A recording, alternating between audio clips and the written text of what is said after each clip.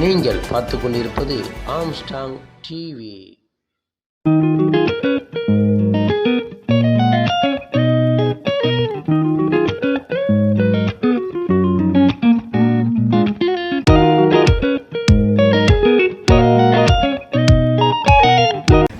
நம்மளை பார்த்து காட்டுக்கு சொல்லலாம்.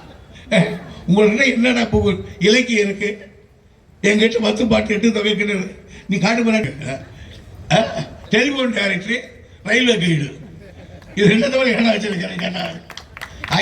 அதான் கேட்ட உடனே நான் பத்திரிக்கை பார்த்த உடனே பார்த்தேன், படித்தேன். ஷபாஷ் தம்பி, சீஃப் மினிஸ்டர் எனக்கு தெரியும். நான் அண்ணாவோடு மிக நெருக்கமாக பழகிறேன். பல பிறர்கள் இந்திய எதிர்ப்பு போராட்டமெல்லாம் அவரோடு இருந்து பழகப்பட்டவன. கலைஞரோடு 53 ஆண்டு காலம் அவர் மடியிலேயே வளர்ந்தவன் பாபுக்கு தெரியும், மற்றவர்களுக்கு தெரியும். அவரிடத்தில் புரிஞ்சி அவருடைய தத்துவங்களை வழிவகுக்கிறவன். பார்த்த உடனே சொல்லுவேன் நான், இது தேரும் தேராதுன்னு. ஏன்னா அவர் கணக்கு அதெல்லாம், அவர் கணக்கு அதெல்லாம். அப்பேற்பட்ட தலைவர், அவர் மாதிரி ஒரு தலைவர் பார்க்க முடியாது. எழுதி வைத்துக் கொண்டிருக்கிறார். மிகப்பெரிய தலைவர் என்ற இந்தியாவில் இருக்கப் போகிறவர் தளபதி அவர்கள். இன்றைக்கு வலைய வீசத்துல பார்க்கிறாங்க. தலைவராவது 10 தரம் டெல்லிக்கு போய் அதுக்கப்புறம் அகில இந்திய தலைவரானார். இவர் 2 தரம் தான் போயிருக்கார். ஆனால் இந்தியாவில் சுற்றிக்கணும். இன்னைக்கு அனுப்பிச்சிருக்காரு பல பேரை கஷ்டம்.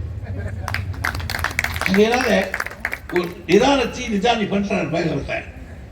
ஒரு இந்திய இருக்கிறது அதே நேரத்தில் அது மட்டும் சொல்ல, ஆந்திரா வருவான், இந்திக்கு அவ்வளோ காண மாட்டான். அடுத்து இருக்கிறவன் எப்படி பிடிக்கிறது? மத்திய சர்க்கார் பணம் கொடுக்கிறது. அடுத்து இருக்கிறவன் என்ன பண்ணுறது? நம்மளை அதில் என்ன விஷயம் கேட்டீங்கன்னா, எம்பி தேர்தலில் நம்மளை பார்த்து என்ன சொன்னா, நீங்கள் எல்லாம் அறிவுள்ளவர்கள், உங்களுக்கு தெரியாதா தமிழ்நாடு நல்ல நாடு, நீங்கள் ஜனத்தொகை அதிகமாக போச்சு, குழந்தை பெற்றுக்காதீங்க. நம்ம கிராமம் பாருங்க, இவன் அதுக்கு மேலே நாம் 20 நாம் ஒருவர் பன்னிக்குட்டி போடுற மாதிரி 10 போட்டுருக்காங்க. ஏன் நாம் 20 நமக்கு 20 வேணாம். அதுக்கப்புறம் நாம் 20 நமக்கு 7 வருவார். அதுக்கப்புறம் சொல்கிறான், கல்யாணம் ஆகி ஒரு 4 வருஷத்துக்கு ஒன்றும் வேணாம். நேற்று ஒரு கல்யாணத்தை சொல்கிறாங்க, என்ன ஒரு 4 வருஷத்துக்கு வேணாம். அறையிலானது அவன் தான் இப்போ ஆள் இல்லைன்னு வெப்பி சேர்த்து குறைக்கிறாங்க. இப்போ வேகமாக ப்ரொடியூஸ் பண்ணணும்.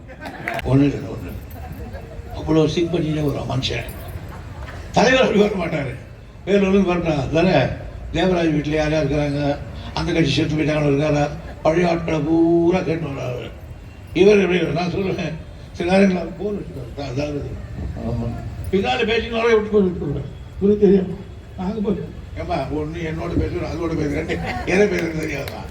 அதனால ஒரு அதே நேரத்தில் எங்கள் தமிழ்நாட்டில் நீங்கள் சொல்லுங்க, இன்னைக்கு பலம் வாய்ந்த எந்த தேர்தலை சந்திக்கக்கூடிய ஆற்றல், தைரியம், மெஜாரிட்டி யாருக்கு சொல்லலாம்.